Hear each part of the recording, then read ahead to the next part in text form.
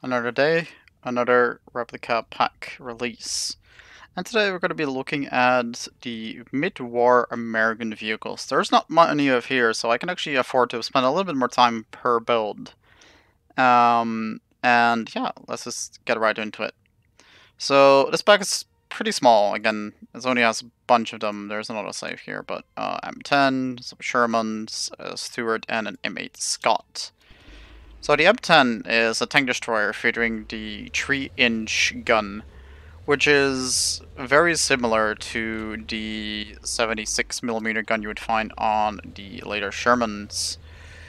And it's a very good gun for what it was at the time, but the tank destroyer, of course, was actually more of a niche vehicle than people initially thought. Like, where people actually think when looking back at it, they think like the tank destroyer was the main thing that deals with tanks. But that's not the case. The tank destroyers are literally defensive forces that are just mobile gun carriers that are just there to just be a backup in case the enemy armored forces manage to punch a hole through the front lines. And they can be a rapid response team bringing high-powered guns to the battle quickly. And as such, their mobility has always been the top priority. And that's where the M10 fell kind of short compared to the later models like the M18 Hellcat.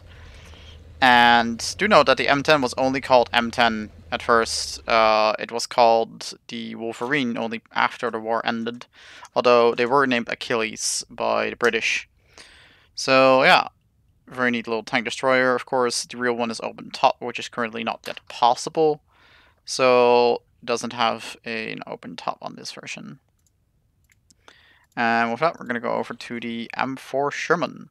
And this one actually has some plates over here to kind of simulate the shape of a actual hull. Despite that the hull actually goes all the way down and wouldn't be able to like fit the entire thing otherwise.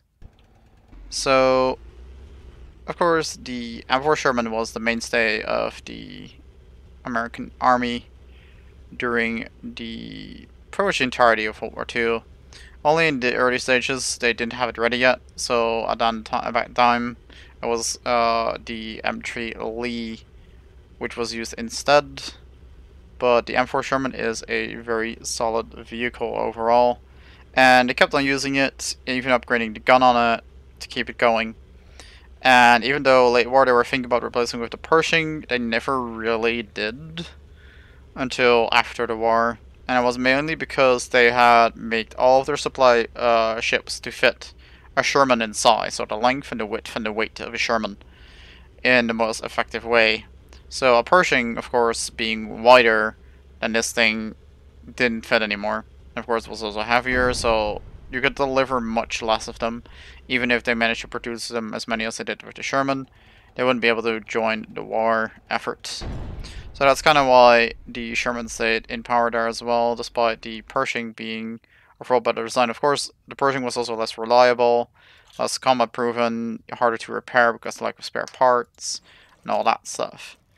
But with that, we're going to move on to an M4A3 Sherman, which is a slightly up-armed version compared to the M4 itself. And it was generally just well liked. It had little armor panels on the sides to protect the ammunition a little bit more with ammo stowage. Of course, those were also added to the M4 models later down the line, but they weren't original on there. But the M4A3 did have that stuff. And overall, that with the short-stop stabilizers they had in real life, they were just a very, very capable tank to operate overall. Yeah, that is the M4A3.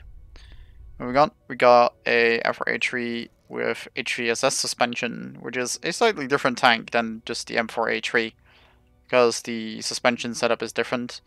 But we only have HVSS in here, the bogies. We don't have the other suspension that they used before that. So it's not entirely there. And this one also has a really nice round turret. Very, very, like, well done details that you wouldn't generally see on other Shermans built by the community so far. So a very impressive build. And yeah, it just feels like an actual Sherman. It is pretty mobile. Of course, the bogies can bounce quite far. That's actually a funny thing with these bogie suspension in the game right now. They can bounce if you do that stuff. So they're not exactly ideal for crossing trenches because they just boop you back onto the wrong side. But yeah, it's a very solid tank, and the suspension is actually surprisingly stable. So it can actually fire on the move somewhat. Of course, the gyro stabilizer from the original one also had that. And this one kinda inherits it in a way, which is really cool. And then we only have one more chassis to look at, which two models are derived on it, which is the first one is the M4A1 Stuart, light reconnaissance tank. This is of course the upgrade from the M3 Stuart, still carrying a 37mm main gun, which was kind of obsolete by the time this thing came out, but it is mobile, and of course is mainly used for reconnaissance and not for tank combat. And of course, even though it's a light tank and not that much impressive of a tank, having a tank on the battlefield if the enemy does not have a tank is still an advantage of having a tank. Doesn't matter how good that tank is a tank. So that's where this one came in a lot as well, in areas where the heavier tanks were harder to deploy. Especially on the Japanese islands, you would see a lot of Stuarts, because the Shermans were often very heavy and not easy to transport. And it could also get bogged down easier than these ones, because of their weight.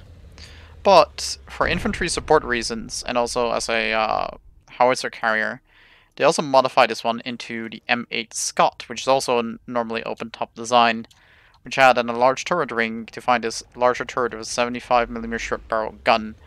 There's also the M8A1, which hasn't been made into a vehicle yet for this pack, but I'm sure it will come in the future, with a same 75mm gun as on the Sherman, which was really too big for this vehicle, so that's why it was never mass-produced and was only a prototype. But yeah, this one actually carried quite capable high explosive shells for infantry support.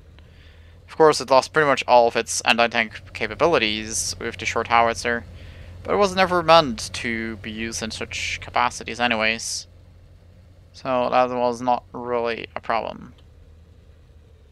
I'll do a quick little video for this pack, and some quick little tanks here to show you guys. And again, it will be downloadable down in the description. I have updated the download links for the previous video to all be linking to the same website, webpage, where you can just select the one you want to download and download it there. So be sure to check the description for the install, or the download. For the install guide, check the first video in the Community Replica project, the Midwar Germany pack, as I do explain how to install the pack there. As of course the install is going to be the same for all of the different packs. And final thoughts. Hope you guys enjoyed. I'll catch you guys all in the next time.